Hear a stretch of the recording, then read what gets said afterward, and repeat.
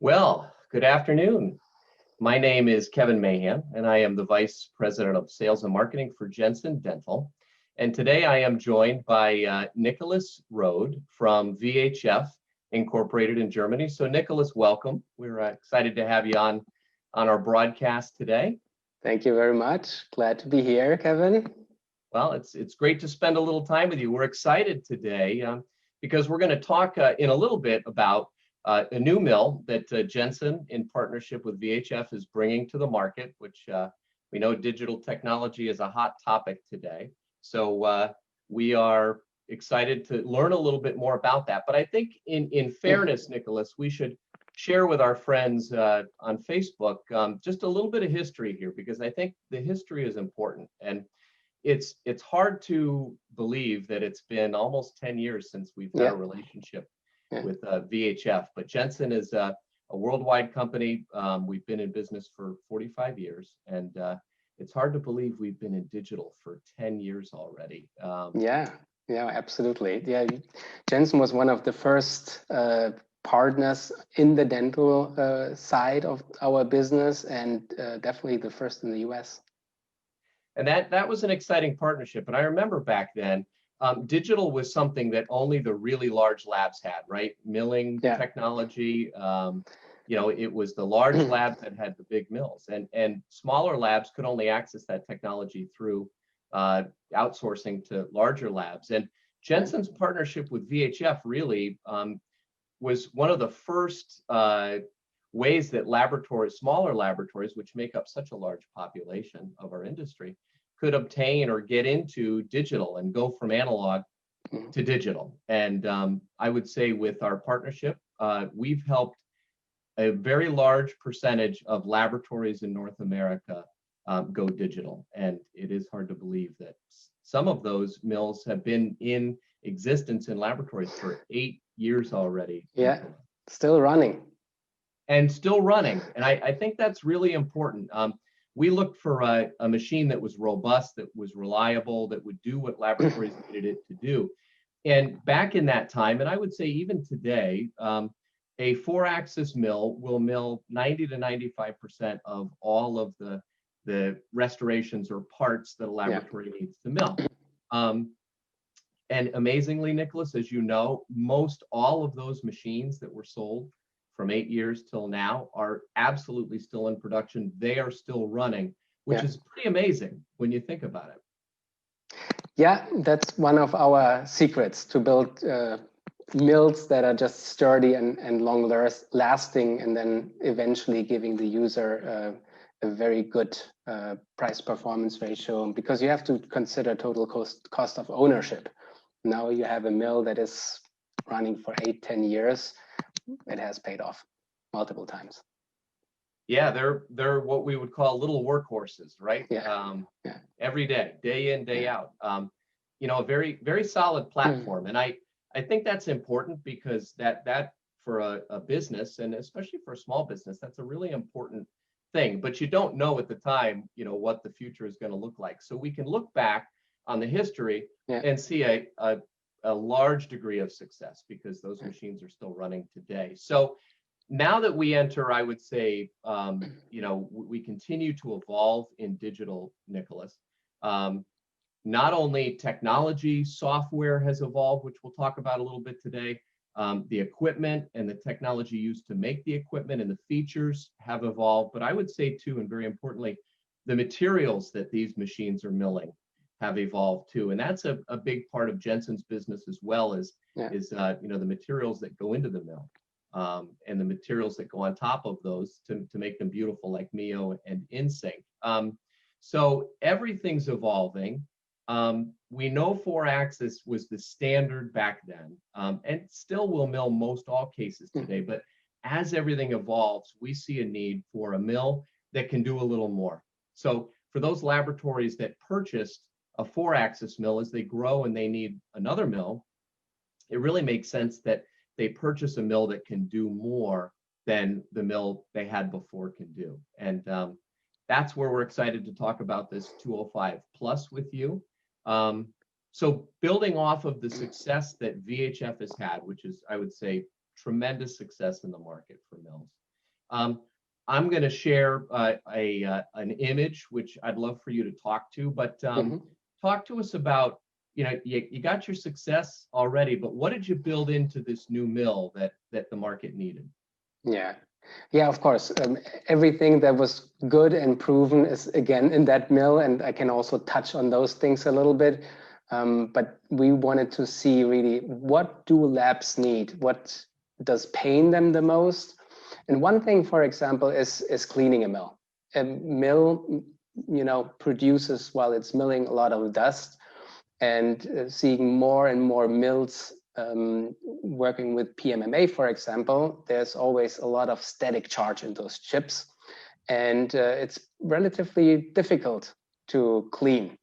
And hence we put into this mill an ionizer, and an ionizer is a little device that takes the static charge out of those plastic chips so that it can just be sucked out of the mill. So cleaning is a lot less, it takes a lot less time and makes it just easier. Then we have a webcam, and that's a webcam not to Skype with your grandma. No, it's for the peace of mind. It's used for service and support. So should there be an issue with your milling machine at some point, a service technician can remote into the mill and actually review the video that is constantly recording, so that they can determine what actually happened, what was the malfunction. And I think that's such whoever thought of that, putting a webcam in a mill, it's kind of like the Ring doorbell for a mill. It sees everything. That's a brilliant idea, because the chances are you're probably not, as a dental lab technician, you're not standing at the mill when something goes wrong. Exactly. And that's also based on our years of experience in support. It's nowadays standard that a support technician would remote into the CAM computer and review log files. But then those log files tell you only so much. So really seeing what's going on in the mill, that's in most cases, or in some cases, the tipping point to really solve a problem. And what do we need? We need to be up and running as quickly as possible. And with this feature, we make sure that we do everything to get you up and running remotely quickly. Then we have extended the axis rotation. You touched a little bit on the materials, the versatility of having a fifth axis. And we have here X, Y, and Z axis, then an A axis that turns 360 degrees. And then the B axis typically has some sort of limitation. And we made this, this angle that the B axis can tilt quite large, with 35 degrees. And what is the advantage? The mill can really reach areas that were not reachable before. And that means less undercuts, less manual work for the technician. In particular, for larger cases, large span bridges, dentures, etc. I think we've got some images that we'll share with our friends today, Nicholas, that show exactly that. And I think most other mills that I've looked at, that in doing my homework, seem to be maybe 20 degrees of rotation. So 35 is very significant. That makes a difference in the end result, right? Yeah, absolutely. Yeah. How about the spindle? Talk to us about the spindle, because I'm a car guy. I love cars. I love things that go fast. 60,000 RPMs is pretty fast. But ceramic, I see, ceramic bearings, 500 watts. Talk to us a little bit about the spindle. Yeah, so this is a German-made high-precision spindle. And a spindle turns fast, and the core, the turning part, is held by ball bearings. And those ball bearings can be made of steel, or in this case, they are made of ceramic. So they are extremely wear resistant. And that's what you want to have. You want to see as little wear as possible in the spindle so that it lasts as long as possible and gives you the best possible results. You have that concentricity, and you need that concentricity not only when you buy the mill, but also years later. Right. So this is very high standard. And then the spindle itself is not only fast, as you said, with 60,000 RPM, but it is also powerful with 500 watts. And why do you need that? You need the torque to really work through all kinds of materials, and not only being able to mill them, to process them, but also to process them fast. So all of our mills are able to mill cobalt chrome, and I know cobalt chrome is not really popular in the US anymore, but the fact that it mills cobalt chrome quickly is pretty powerful, even if you don't need it. If a mill can process cobalt chrome, anything else is just a piece of cake. I think that's probably true. Yeah, there are also new materials that are just more challenging to mill. So again, you have the peace of mind here, the maximum versatility that this mill is capable of milling even more difficult materials. Wow.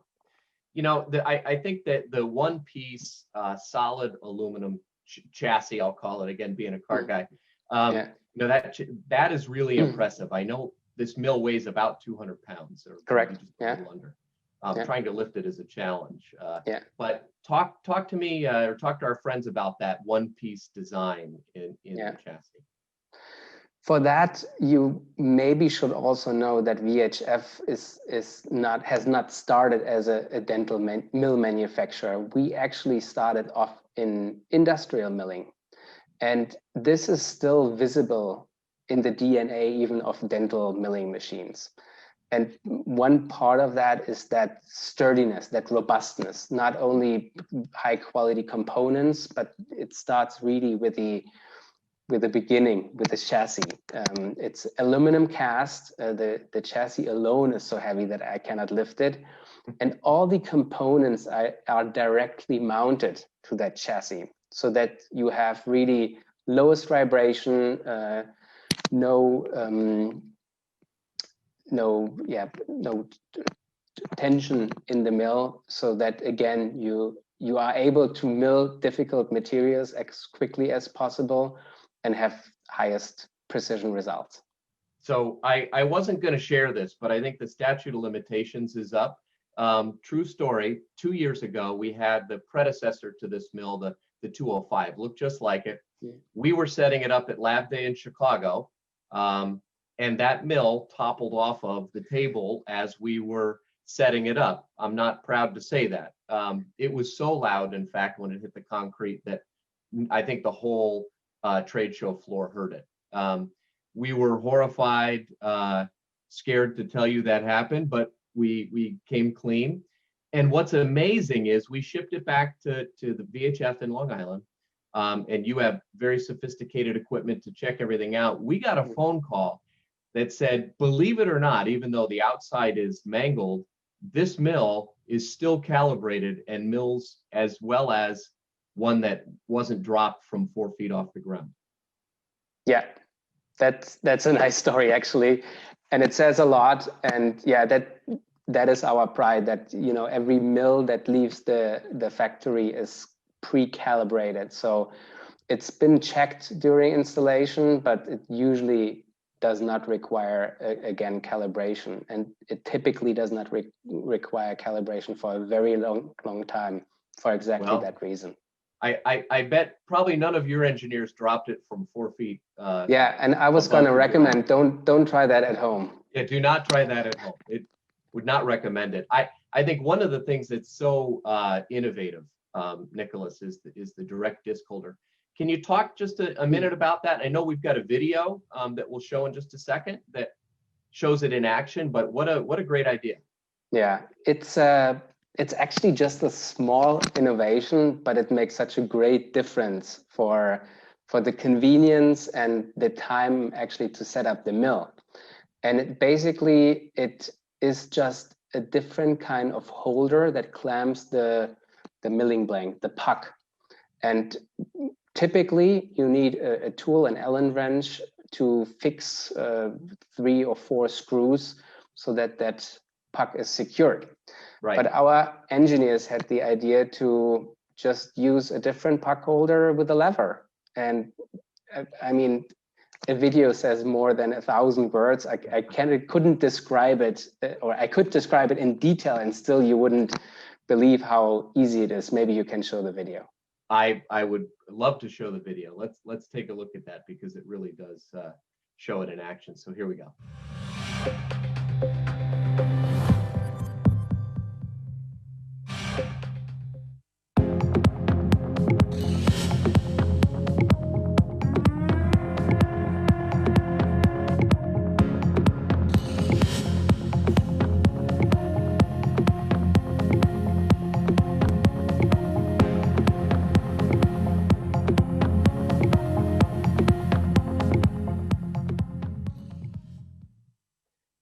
That's pretty. So it's really just that one lever. You can do that with one hand while on the phone with the other hand. It's fun. Don't text and mill. Don't text and mill. And yeah, you know, how long does it take to fix 4 screws? It doesn't take a long time, obviously not. But you know, when we presented this mill, seeing the joy in technicians' eyes, there was a lot of fun. It's you know, you say it's not hard to turn 4 screws, but I'll tell you this too. One of the things that happens is those screws, they're typically Allen screws, hex head. They get filled with zirconia dust or you know, debris or milling debris, and they strip. So the fact that you just have a lever, I think is ingenious, and I got to believe that's a big hit for people that are investing in this mill. Yeah, that's great. So you know, I know we're about you know, 15-16 minutes into this, so we'll wrap up in a minute. But one thing that I wanted to talk about that I think is really important is not only is the mill built with a robustness and a consistency. I think, if I'm not mistaken, Nicholas, even up to 3-micron repetitive consistency. Correct, yeah. So over and over and over, it'll hit that 3-micron mark, which is incredibly minute because I think a human hair is 50 or 60 microns. So incredibly precise, which I think is amazing. But in working with you, we've coupled our cam, our what we call our Preciso cam. It's not out of the box cam. It is customized for this mill, for the tools, and for our materials and the parts that laboratories are trying to make. And that makes a difference. So it's kind of like Beauty and the Beast. She's not only strong, but she's smart and pretty. So it's I think we've got the best of both worlds here. And I will tell you, I took that for granted because I'll say I grew up in digital looking at this part milled on the left. That's what I was used to seeing because that's what our mill and our software produces. And that's a gray wax, by the way. I was very surprised when we did some testing to learn, you see example A in the middle and example B. Those are machines and software that are very widely used in the world. They are not some obscure mill that nobody uses. That is mainstream stuff there. I was very surprised to see same STL file milled in our mill, the M205, with our cam versus these. And I'll tell you, I went to a laboratory last year. We were doing a MIO course on how to make monolithic beautiful. And we brought parts in for the technicians. It was a large lab for the technicians to work on. They were zirconia parts. And we were all excited to show them MIO. Well, the lab manager took our part and ran into the CAD or the cam room for about 15 minutes and disappeared. and came out with 5 or 6 people saying, how did you obtain these results, these milled results? They couldn't believe how accurate the zirconia part was. It was a full span implant retained bridge, what we call an all-on form. They showed us what they were getting, and I saw firsthand that oftentimes the example A and B is what a laboratory is getting. Despite all the efforts they do to put all the details in their CAD design, the mill just can't mill it, or the software just can't handle it. I'm not sure, but our part on the left is fairly typical of what the VHF mill, as we know, is the Preciso M205 Plus, and our tools and our software all matched will produce. And I think this picture really says it all. And I've got one more really dramatic example of it. For our friends watching, this 3-unit bridge was milled in the mill that we've been talking about with Nicholas today. And I can tell you, not a lot of work was done after the milling in the green state. Little touch up here and there. All the texture, I will say, was done with Mio Structure, our product that goes over monolithic, but all of the overlapping lateral you see there, the interproximal area, all of that was done with the Preciso M205 Plus. And I think this is a great picture to end on because it says it all. It's an incredible machine, and we're grateful to be partnered with VHF, Nicholas. Thank you. Yeah, no, beautiful, and it's very, very nice picture. Yeah, it really, and it's hard to believe, but I do believe to get into those places, with a small burr, you do need a 5th axis. And I think that's, where we see the industry going is now that better materials are available. We've got companies like VHF that are committed to evolving technology and I would say staying ahead of the curve, very much so. And a great provider of CAM like Hyperdent, which is what our CAM is powered by. When we take these things, the equipment, the software, and the materials, it just opens up a whole new world for our clients. And we're excited to be on the journey with you, and we appreciate you for joining us today and on that journey. So I hope that helps. I hope all the things that we shared about the mill, all the innovation that went into it, and the reliability that is behind it makes a difference. So we would love for you to pursue that mill, to learn more about it. You can contact Jensen Dental at jensendental.com. You can follow us here on Facebook. You probably already are if you're joining us today. You can call 800-243-2000.